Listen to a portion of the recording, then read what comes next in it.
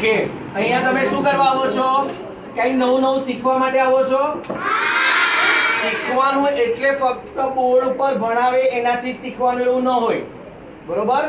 કોઈ બોલતું હોય, કેવી રીતના બોલે છે, કેવી રીતના વાત કરે છે, કેવી રીતના રહે છે, કેવી રીતના ખાય છે, કેવી રીતના સમજાવે છે, કેવી રીતના ચાલે છે, આ બધું જોવાનું હોય ને એમાંથી પણ ઘણું બધું શીખવાનું હોય, બરોબર છે? તો તમે અત્યારે એટલા નાના છો કે તમે જોઈને ઘણું બધું શીખી શકશો.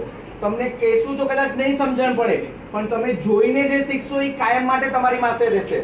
એટલે તમારે તમારા આંખ અને કાન ખુલ્લા રાખીને તમારે ફક્ત નિરીક્ષણ કરવાનું છે કે અમારા બેન કેવી રીતના ભણાવે છે, અમારા બેન કોઈની સાથે કેવી રીતના વાત કરે છે, અમારા બેનના અક્ષર કેટલા સરસ છે, બેન કેવી રીતના લખે છે, બેન કેવું સમજાવે છે.